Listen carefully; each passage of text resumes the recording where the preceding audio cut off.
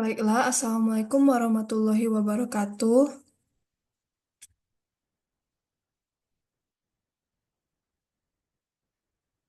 Kami dari kelompok 12 akan memaparkan tentang limfoma yang beranggotakan saya sendiri, Sinta Zahra Natania, dan rekan saya, Lydia Mayasari.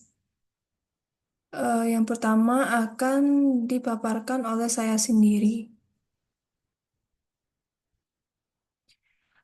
Definisi: limfoma adalah kanker yang berasal dari sistem limfatik, terutama dari sel-sel limfosit B, T, atau NK yang mengalami mutasi genetik menyebabkan profilerensi abnormal, gangguan apostosis, dan infiltrasi jaringan sehat. Klasifikasi utamanya meliputi yang pertama yaitu limfoma Hodgkin atau HL, ditandai dengan keberadaan sel Ristenberg dan respon inflamasi mikroenvironment. Yang kedua yaitu limfoma non-Hodgkin atau NHL, heterogen, mencakup subtipe seperti DL, BCL, dan folikular, dengan pertumbuhan lambat atau indolen atau agresif. Faktor risiko termasuk infeksi, EBV, HIV, paparan radiasi atau kimia, imunodefisiensi, dan usia lanjut. Anatomi atau bagian-bagian utama dari sistem limfatik. Sistem limfatik terdiri dari yang pertama yaitu nodus limfa, menyaring getah bening dan mengandung sel imun, sering menjadi lokasi awal dari limfoma. Yang kedua yaitu pembuluh limfa, mengalirkan cairan limfe ke sirkulasi darah. Kemudian yang ketiga yaitu organ limfoid, terdiri dari limfa yang berfungsi untuk menyaring darah, timus berfungsi untuk pematangan sel T, dan sumsum tulang berfungsi untuk produksi sel darah. Pada limfoma, pembesaran nodus limfa, misalnya di leher atau abdomen, dan infiltrasi organ ekstranodal seperti usus atau hati sering terjadi. Berikut adalah gambaran sistem limfatik. Fisiologi dari sistem limfatik. Fungsi utama sistem limfatik meliputi yang pertama yaitu imunitas adaptif. Sel B dan T mengenali antigen spesifik. Gangguan pada limfoma menyebabkan imunodefisiensi sekunder. Yang kedua yaitu drainase cairan, mengembalikan cairan interstitial ke sirkulasi darah. Limfoma dapat menyebabkan edema akibat obstruksi aliran limfe. Kemudian yang ketiga yaitu transportasi lemak. Lakteal usus menyerap lemak yang mungkin terganggu jika limfoma menyerang saluran gastrointestinal. Regulasi sistem limfatik. Regulasinya melibatkan yang pertama yaitu sitokin dan kemokin. IL-6 dan CXCL13 mendukung kelangsungan hidup sel limfoma.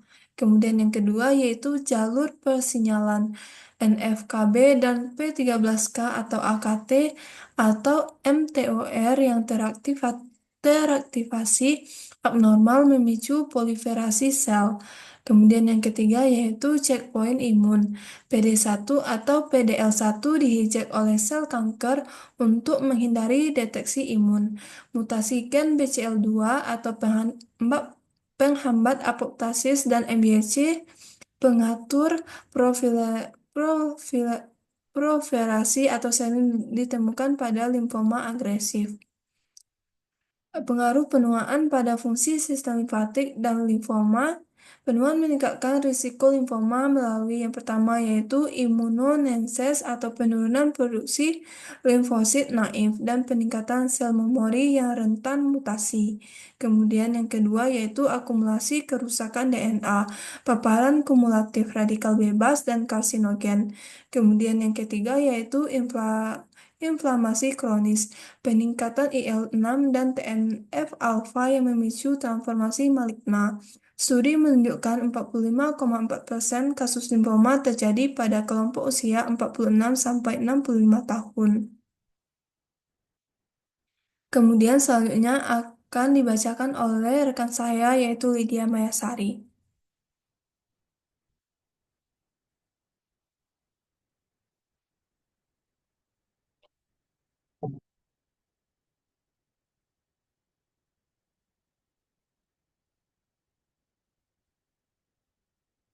Baiklah, selanjutnya yaitu etiologi. Etiologi limfoma ini belum sepenuhnya dipahami, tetapi beberapa faktor yang berkontribusi meliputi yang pertama yaitu faktor genetik. Mutasi atau perubahan genetik pada sel limfosit dapat memicu pertumbuhan sel yang tidak terkendali. Yang kedua yaitu infeksi virus, menyebabkan virus seperti Epstein-Barr virus atau EBV, kuman T-cell lymphotrophic virus atau HTLV-1, dan hepatitis C dikaitkan dengan peningkatan risiko limfoma tertentu. Yang ketiga yaitu gangguan imunologi, kondisi seperti HIV atau AIDS, penyakit autoimun misalnya lupus, rheumatoid arthritis, atau penggunaan obat imunosupresif meningkatkan risiko limfoma. Yang keempat yaitu paparan zat kimia, seperti pestisida, herbisida, dan beberapa bahan kimia industri dapat meningkatkan risiko limfoma. Yang terakhir yaitu radiasi. Paparan radiasi ionisasi dalam dosis tinggi dikaitkan dengan peningkatan risiko limfoma. Selanjutnya yaitu prevalensi. Prevalensi limfoma bervariasi berdasarkan jenisnya, yaitu limfoma Hodgkin dan limfoma non-Hodgkin. Limfoma non-Hodgkin ini lebih umum menyumbang sekitar 90% kasus limfoma. Insidensinya lebih tinggi pada orang dewasa, terutama di atas usia 60 tahun. Yang kedua yaitu limfoma Hodgkin, lebih jarang tetapi sering terjadi pada dua kelompok usia, remaja, dewasa muda yang berumur 15 sampai 30 tahun dan usia lanjut lebih kurang 55 tahun. Selanjutnya, tanda dan gejalanya yaitu pembesaran kelenjar tanda dan gejalanya yang pertama yaitu pembesaran kelenjar getah bening, terutama di leher, ketiak, atau selangkangan, biasanya tanpa rasa nyeri. Yang kedua yaitu demam berulang tanpa penyebab yang jelas. Yang ketiga yaitu keringat malam berlebihan terjadi tanpa aktivitas fisik atau suhu lingkungan yang panas. Yang keempat yaitu penurunan berat badan tanpa sebab, kehilangan lebih kurang 10% berat badan dalam beberapa bulan. Yang kelima, kelelahan berlebihan, tidak membaik meskipun sudah cukup istirahat. Yang keenam, gatal di seluruh tubuh, bisa terjadi tanpa ruam atau iritasi kulit. Dan yang terakhir, sesak napas atau batuk kronis ini jika limfoma menyerang area dada. Untuk pemeriksaan fisik dan lab, pemeriksaan fisik yang pertama pembesaran KGB, yang kedua kelainan atau pembesaran organ, hati atau limpa, performance status, ECOG atau WHO Karmospski. Pemeriksaan laboratorium, darah lengkap, yang pertama darah lengkap atau CBC, mendeteksi anemia jumlah leukosit abnormal atau trombositopenia. Yang kedua laju endap darah atau LED dan CRP, itu menilai peradangan dalam tubuh. Yang ketiga biopsi kelenjar getah bening, pemeriksaan definitif dengan analisis histopatologi untuk mengonfirmasi limfoma. Yang keempat yaitu immunofenotyping dan sitometri aliran, mengidentifikasi jenis limfosit yang terlibat. Yang terakhir yaitu tes molekuler dan genetik, menyebabkan analisis mutasi genetik spesifik terkait limfoma.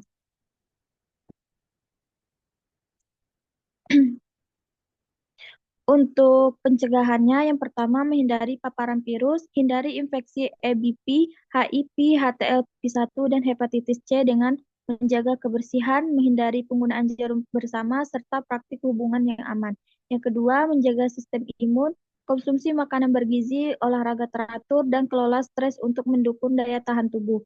Yang ketiga, menghindari paparan zat kimia, kurangi kontak dengan pestisida, herbisida, dan bahan kimia industri yang berpotensi meningkatkan risiko.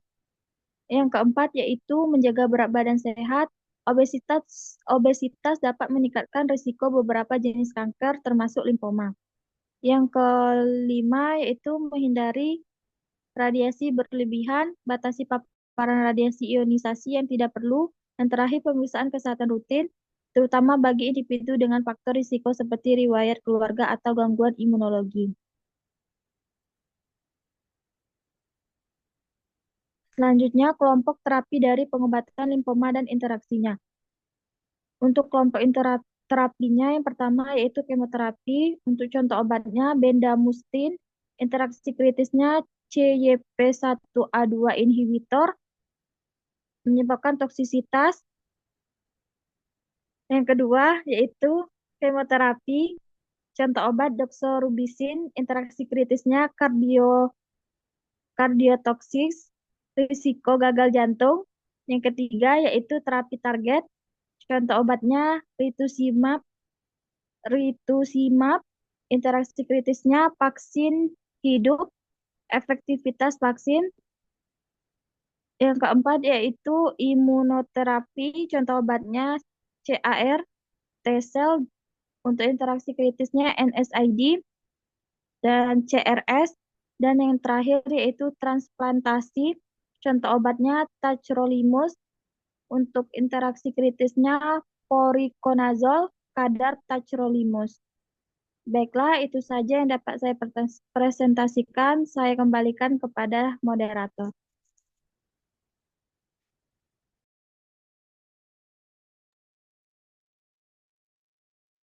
Baiklah, itulah yang dapat kami paparkan. Lebih dan kurang kami mohon maaf. Wassalamualaikum warahmatullahi wabarakatuh.